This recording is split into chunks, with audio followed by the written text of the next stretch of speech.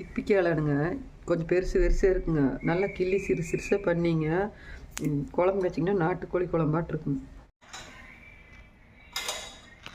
சின்ன வெங்காயம் ஒரு கப் எடுத்துங்க, நல்லெண்ணெய் ஊற்றி வணக்கிக்கானுங்க. வணக்கிட்டுங்க கறி மசால் பொடியெல்லாம் போட்டுக்கிட்டு நல்லா கொத்தமல்லி சீரகம்லாம் நாங்கள் வீட்லேயே வறுத்து அரைச்சதுங்க, அதை போட்டுருக்குதுங்க. அது கூட மஞ்சப்பொடி தேங்காய் கொஞ்சம் சிதறந்து போட்டு நல்லா வணக்கி விட்டுங்க. மிக்சியில் 6 முன்னாடி போட்டு நல்லா அரைச்சி வச்சுக்கணும்.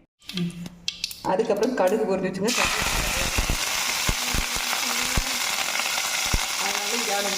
சேலம் போட்டுக்கலாங்க. சேலம் வந்து நல்லா வணக்கிடலாங்க.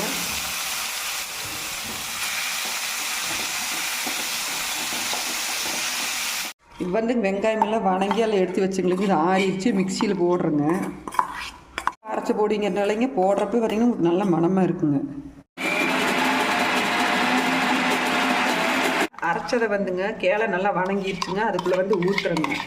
இது நல்லா ஊற்றிங்க. இன்னும் கொஞ்சம் தண்ணியெல்லாம் கலக்கி ஊற்றிட்டுங்க. குழம்பு கெட்டியே வேணுன்னா நீங்கள் உங்களுக்கு தகுந்த மாதிரி வச்சுக்கோங்க. நாங்கள் கொஞ்சம் நாட்டுக்கோழி குழம்பு மாதிரி தான் வைப்பேங்க. இந்த வந்துங்க நாட்டுக்கோழி குழம்பே இது வேணுங்க.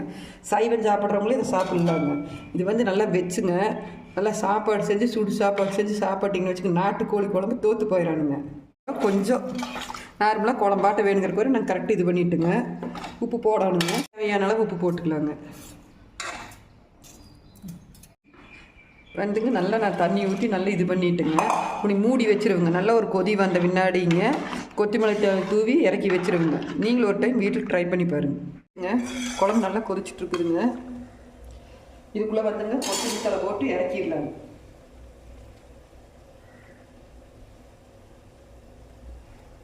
குண்டால் எடுத்து மாற்றி வச்சுட்டுங்க. இந்த மாதிரி வந்துங்க எண்ணெய் நல்லா மிதங்கணுங்க. மிதங்கினா தான் சூப்பராக இருக்குங்க.